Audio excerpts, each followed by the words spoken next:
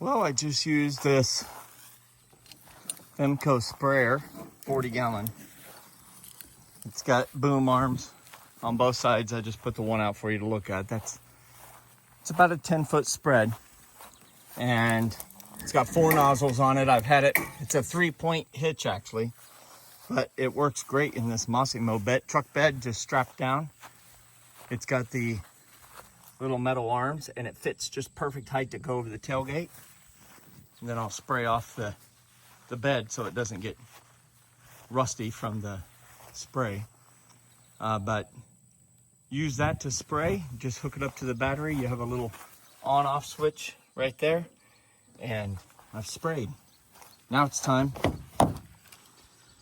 to plant food plots. In Northwest PA, the best time to plant food plots is between August 1st and August 15th, and we're August 11th.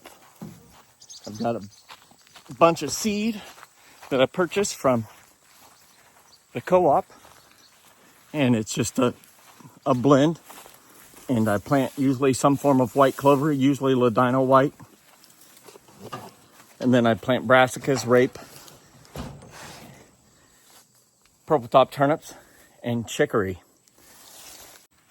And what I'm using is this Tar River DRL072. It is a ground-driven actuator, and I use it. You saw me when I bought it. It was a Facebook special, and I kind of got taken by the guy. It's okay, but he told me they just didn't use it. Well, they didn't use it because it didn't work. But it's got a small seed box and a big seed box. You can see both of those there. So 5 pounds of rape, 8 pounds purple top turnip, 6 pounds of ladino white, 3 pounds of chicory. It's a very light seed. And then I have a additional 4 pounds of brassica. And then I have some just leftover of purple top turnip, brassica, clover that I'm going to use that's left over. So I'm going to put it all in the box, kind of mess it up, mix it up, and then put it into the seed boxes.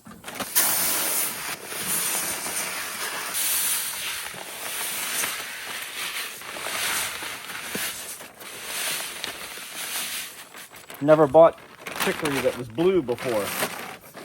Frankly, I just wanted to see blue chicory. Mix it all up.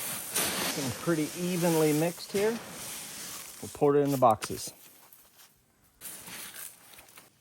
There's a setting here, and I set this on about a 3 when it comes time for these smaller seeds. So that's just a rough estimate. We're not doing for-profit planting here, and it worked great for most years.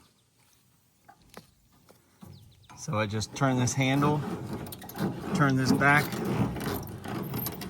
and that turns this little seed meter in. So that's about 3. So we'll see how that goes.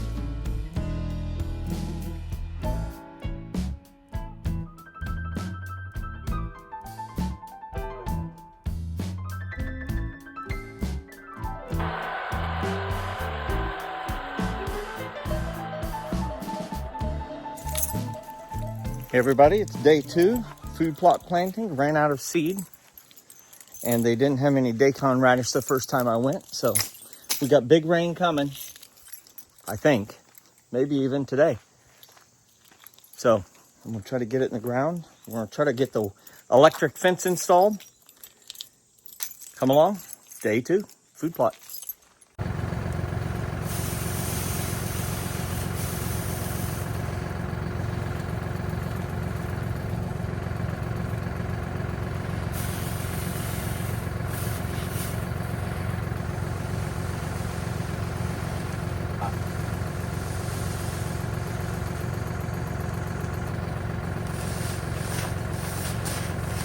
Looks like Neapolitan ice cream.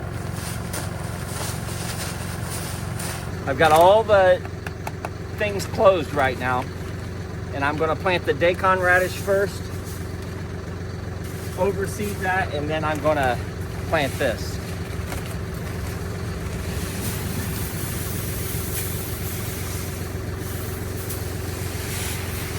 And it will even out as I drive.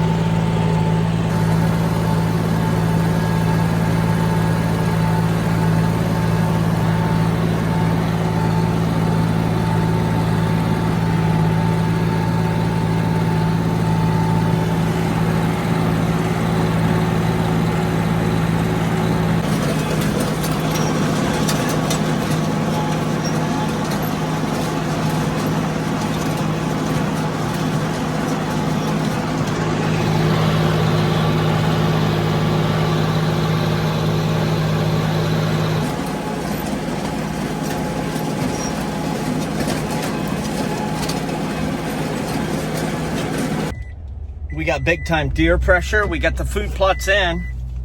Threatening rain. Clouds looking pretty good, but I found we have big time problems with deer wanting to eat everything, so I'm gonna try to protect this plot like I did for the first time last year with an electric fence.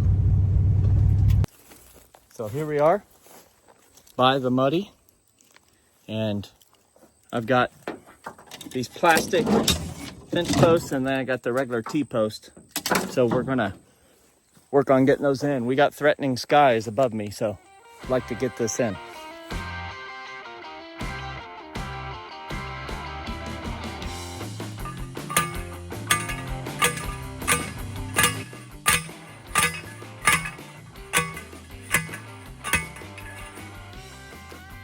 Not sinking them all the way. I'm not building an actual fence.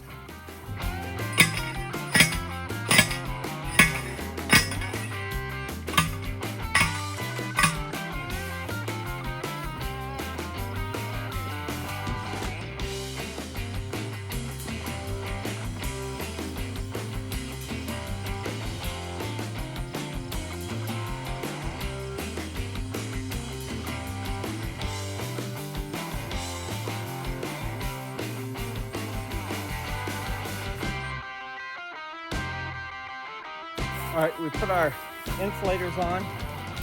I'm gonna start running the electric braid here that we have.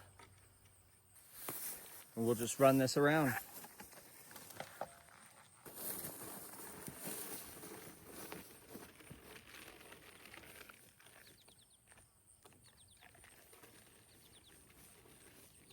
All right, boys and girls, it's a hot one out today. We've got this. We got the braided electric wire ran. Now I'm going to show you how to hook up the Energizer. I think when I bought everything that needed for this, it cost $300 or $400 total. This Energizer is about $100 back then. I can leave a link to it. I don't know if it's still for sale or not. But I'm basically hooking up the ground and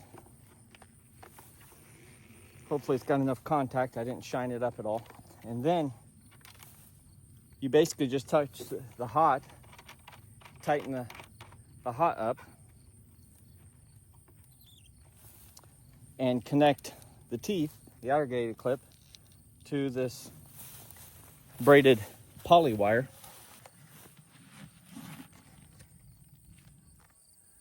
There's a green light right there that blinks, and it's hard to see, but if you shade it, you can see it. And you can even hear it slightly making a clicking sound.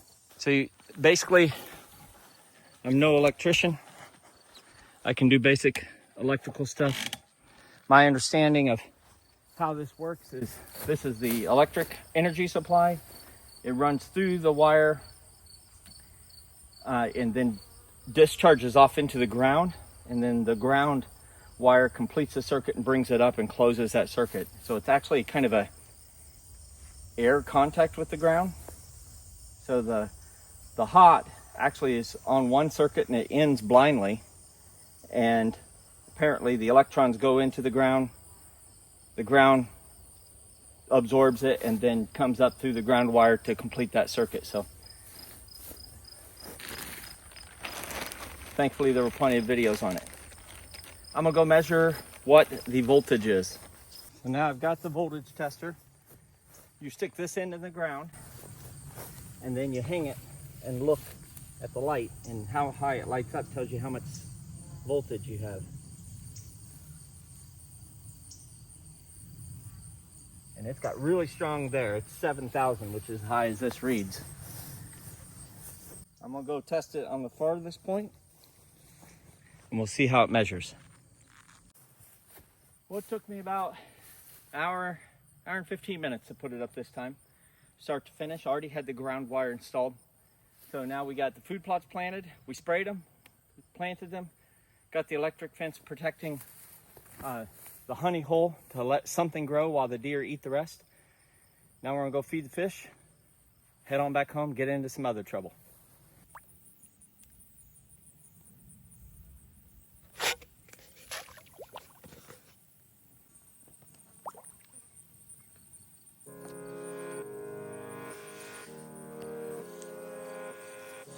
Bluey doing his job, facing a different direction.